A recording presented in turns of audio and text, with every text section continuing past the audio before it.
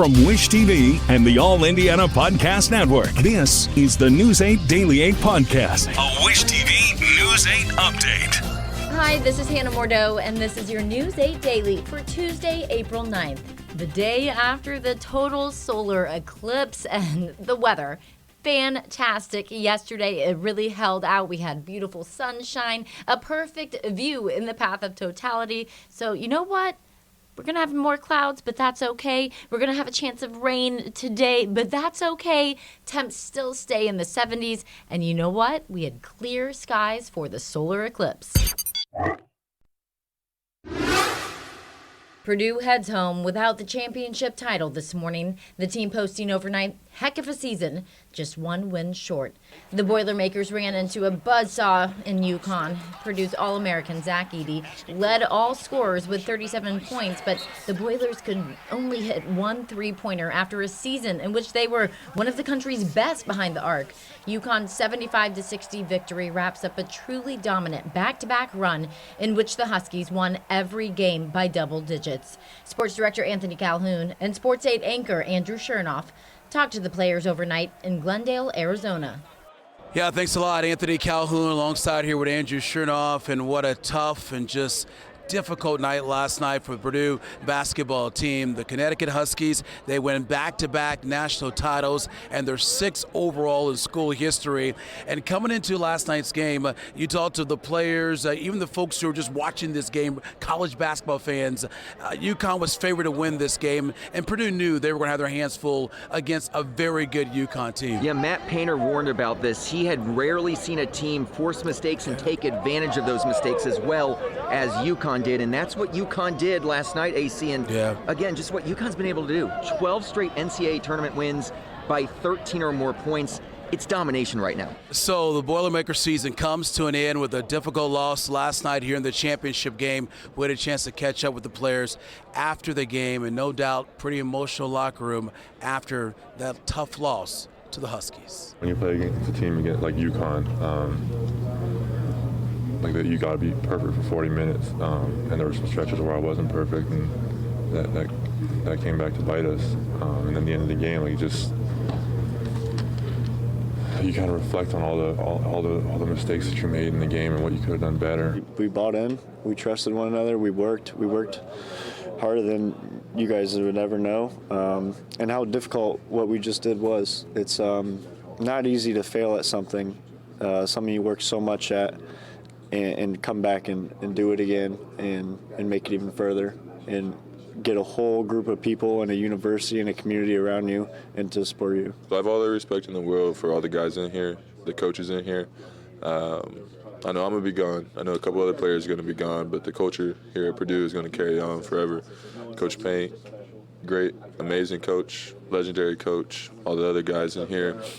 We have great players in here. Just being around this group of guys just means the world, and it hurts just because you see all the blood, sweat, and tears that people put in, and it's just a group of guys that just loves the game of basketball. And I think our team gets more hate than anybody ever in the world for no reason, just for wanting to love the game. And I think that's just what makes this team so special, is that we just go out there every day to compete because we love it.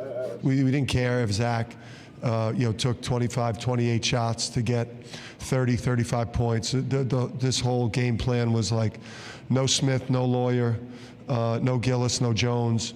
Keep that collective group under 18, 20 points as a group. They had no chance to win.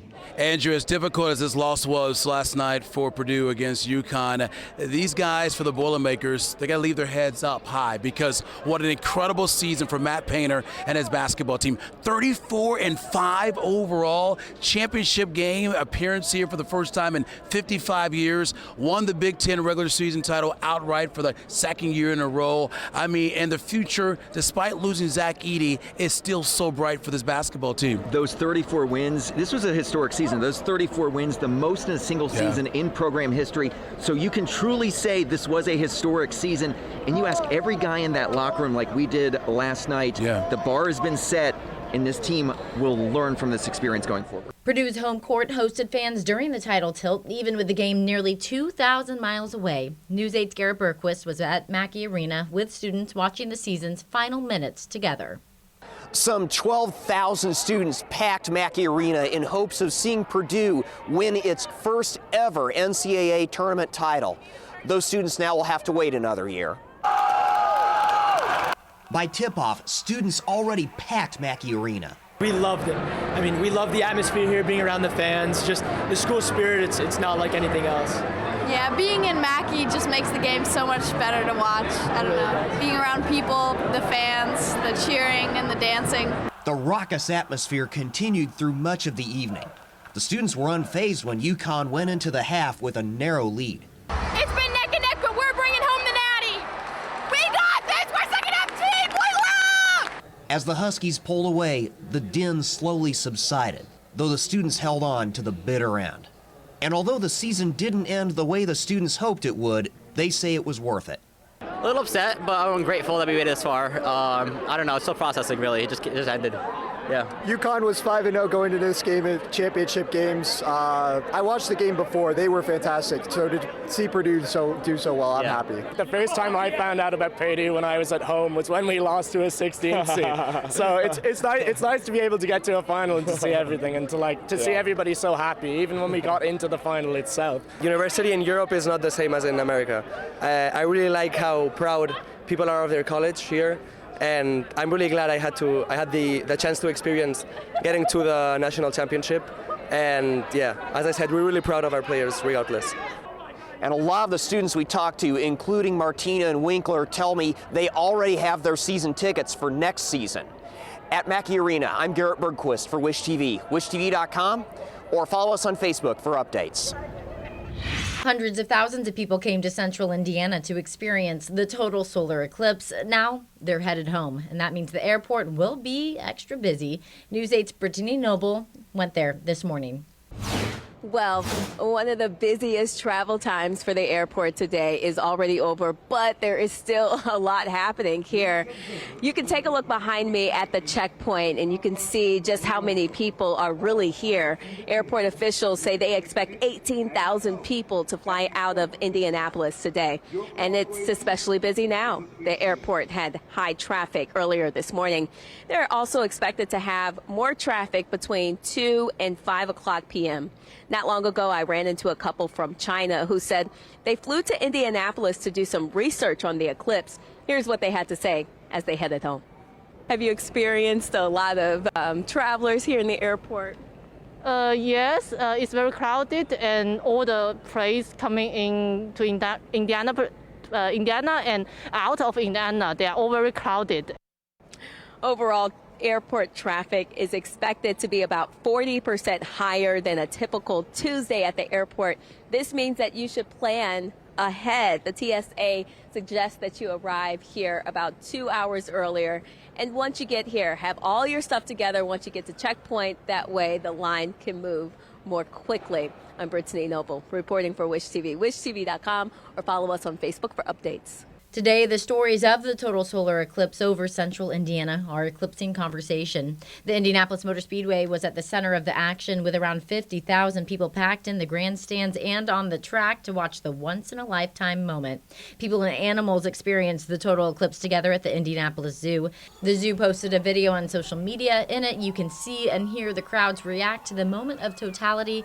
The zoo says as people looked at the sky, most of the animals acted like they were settling down for their nightly routines. The macaws and other birds got quiet and roosted up high.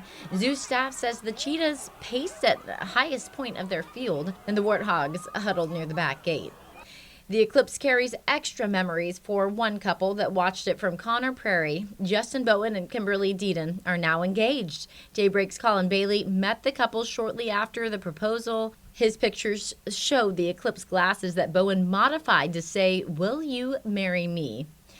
East of us, Tiffin, Ohio, some 200 couples took the next step after that, actually getting married during the darkness. Organizers called it Elope at the Eclipse. Now that the eclipse is done, Fishers Police are hoping you will donate your glasses. The department says it's serving as a collection point for a group called Eclipse Glasses USA. The organization says it will repurpose the glasses, sending them to Latin America for students to use during an eclipse later this year. The glasses must not be damaged to donate them. We have information on how to do that at wishtv.com. We also have a photo gallery up right now with pictures of the eclipse, people's reactions, and all of the festivities.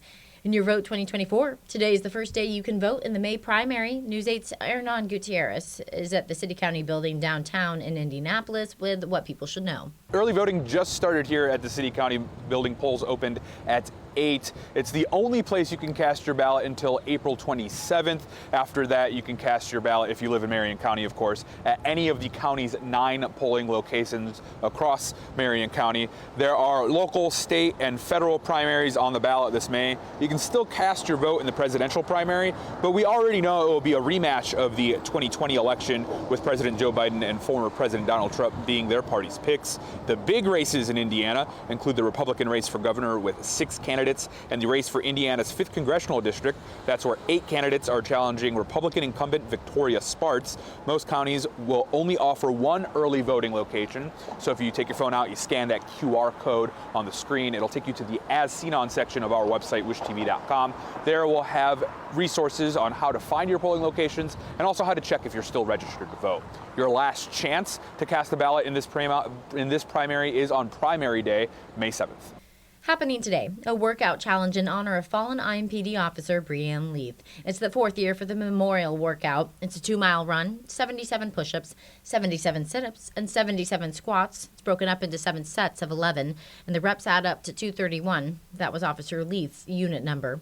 Challenge is at the Indianapolis-Marion County Public Safety Training Facility on North Post Road. Sign-up begins at 5:45. Challenge itself starts at 6:30 and goes until 8:30. This has been your News 8 Daily from Wish TV. I'm Hannah Mordeau. Watch us on wishtv.com and follow us on Facebook for updates. This is the News 8 Daily 8 podcast, a Wish TV News 8 update on demand. For even more, on demand and on the go, connect with Wish TV on Facebook at wishtv.com and on the free Wish TV mobile app. Thank you for listening, and be sure to like, subscribe, and follow this podcast for updates every weekday morning on the All Indiana Podcast Network and wherever you get your podcast.